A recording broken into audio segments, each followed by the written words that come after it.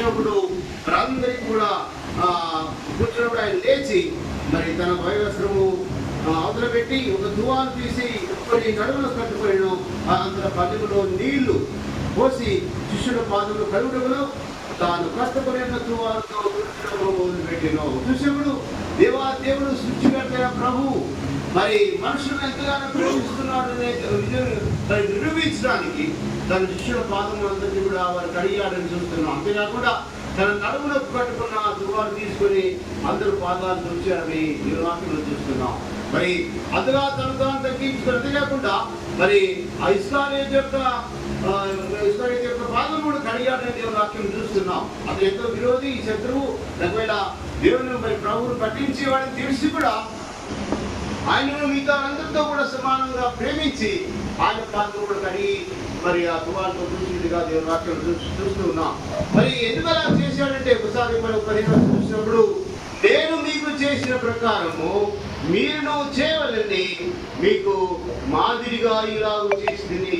ఎలా నేను వెళ్ళిపోయిన తర్వాత నేను ఎలాగైతే మీకు సేవ చేశానో మరి అలాగనే మీరు కూడా మరి ఒకరికొకరు సేవ చేసుకోవాలి.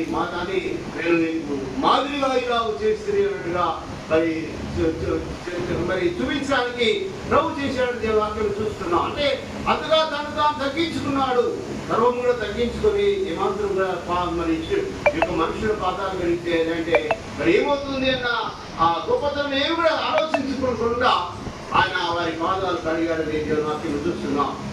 అదే అందుకోసమే వాటిలో లోకంలో ఉన్న వారిని ప్రేమించి వారి అంతం వారు కూడా ప్రేమించాడని ఆ మాట చెప్తున్నట్టుగా దేవుని వాక్యం చూస్తున్నాం. ఎందుకంటే ఆయన సమయం అయిపోతుంది, ప్రభు తండ్రి దగ్గరికి వెళ్తున్నాడని ఆయన తెలుసు కాబట్టి అలా చేశాడు దేవుని వాక్యం చూస్తున్నాం. అంటే మరి ఎంతగా తగ్గించుకున్నాడు, ఎంతగా తగ్గించుకొని మరి ఆ మనుషుల పాదాలు కడిగినట్టుగా దేవుని వాక్యం చూస్తున్నాం. అలాగే అన్ని సువార్తలను చదివినప్పుడు యేసు ప్రభు ఏమాత్రం తను ఈ లోపల చాలా గొప్పవాడిని అని అందరూ మెచ్చుకోవాలని ఏదో చేయలేదు, కానీ అందరికీ సేవ చేసేట్టుగా చూస్తున్నాం. మరి ఆ కృష్ణవాడు వచ్చి సందర్భంలో మత్తయి వార్తలో వచ్చాయా నన్ను శుద్ధి చేయగలవా అన్నప్పుడు ఆయన ఎందుకు కావాలంటే దూరంగా నిలబడి శుద్ధులైతే ఒప్పుకోవాలంటే చెప్పవలసింది, కానీ అలా చేయకుండా ఆయన దగ్గరకు వచ్చి వారి ముట్టి నువ్వు శుద్ధులవు నాకు ఇష్టమే అని చెప్పి ఆ కుష్ఠువాన్ని బాగు చేసినట్టుగా దేవుని వాక్యం చూస్తున్నాం. ప్రేమ కొన్ని మాట చూసినప్పుడు మార్కు సువార్త 10వ అధ్యాయం చూసినప్పుడు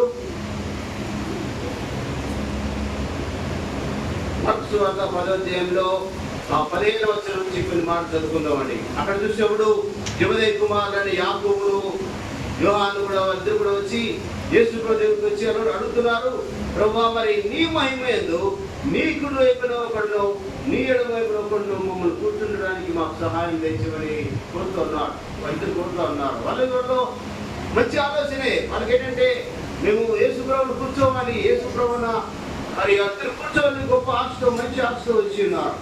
ఇప్పుడు ప్రభు అంటున్నాడు, మరి మీరు ఏమడుగుతున్నారో మీకు తెలియదు, కానీ మరి నేను త్రాగుతున్న గిన్నెలో త్రాగునేను, నేను పొందుతున్న బాక్సం పోతున్న మీ చేత నన్ను అడిగినప్పుడు అతను చెప్తున్నాడు, అది నా వశంలో లేదు, అది తండ్రికే తెలుసు, అది ఎవరికి సిద్ధపరచబడినో వారికే దొరుకుని వారితో చెప్పినట్టుగా చూస్తున్నాం. చూసినప్పుడు మనందరి ఉద్దేశం కూడా ఇదే కలిగి ఉండాలి. యేసు ప్రభు భక్తులు మనం కూర్చోవాలి, యేసు ప్రభుతో కూర్చొని యేసు ప్రభుతో ఉండాలి, చిట్ట వరకు ఆయన శరీరం మనం చేరుకోవాలి, గొప్ప ఆలోచన కలిగి ఉండాలి. అదే కాకుండా మరి చూసినప్పుడు ఇంకా ఆయన ఒక మాట చెప్తున్నాడు. 42వ వచనంలో యేసు వారిని తన యొద్దకు పిలిచి వారితో నేను అన్య జనులలో అధికారులను పెంచబడిన వారు వారి మీద ప్రభుత్వం చేదురు, వారిలో గొప్పవారు వారి మీద అధికారం చేదురని నీకు తెలియదు. మరి లోపలందరూ కూడా చూసినప్పుడు అన్ని జనులందరూ కూడా పొలిటికల్ లీడర్స్ కానీ ఇంత అక్కడక్కడ చూసినప్పుడు మరి అధికారం కోసం ఎంతో ప్రార్థనాడుతూ ఉన్నారు. నేను గొప్పవారిని ఎంతో చెప్పుకోవాలి అన్నట్టుగా ఎంతో ప్రార్థనాడుతూ ఉన్నారు. పెద్దవాళ్ళు అన్నట్టు అందరూ మెచ్చుకోవాలని ప్రార్థనాడుతూ ఉన్నారు అని మరి ప్రార్థనాడుతున్నారు. కానీ మీరు నా శిష్యులు కాబట్టి అయితే మీ వాళ్ళు గొప్పవారి మీద అధికారం చేస్తారు, కానీ మీలో అలా ఉండకూడదు. మీలో ఎవడైనా గొప్పవాడై ఉండకూడదా వాడు మీకు పరిచారం చేయవాడై ఉండగలదు. ఎవరైనా మీరు గొప్పవాడని అనుకుంటే మిగతాలందరూ కూడా సేవ చేసే మనసు, పరిచారం చేసే మనసు మీరు కలిగి ఉండాలని ప్రభు వారికి బోధించినట్టుగా చూస్తున్నాం. ఇంకా అంతే మాత్రం కాకుండా ప్రభు తన జీవితాన్ని కూడా చెప్తున్నాడు. అంటే మరి ఇంకా మనిషి కుమారుడు కూడా ఎలా చేశాడంటే, యేసు ప్రభు ఏం చేశాడు? పరిచారం చేయించుకుంటూ రాలేదు కానీ పరిచారం చేయుటకును అనేకులకు ప్రతిగా విమోచన ప్రయోజనంగా తన ప్రాణం ఇచ్చుటకు వచ్చిన. కాబట్టి ఈ లోకంలో ప్రభు ఈ లోకంలో ఏ గొప్ప సంగతి ఆలోచన చేసుకోలేదు, గొప్పతనం ఆలోచన చేసుకోలేదు, అధికారిగా ఉండాలని ఆలోచన చేసుకోలేదు.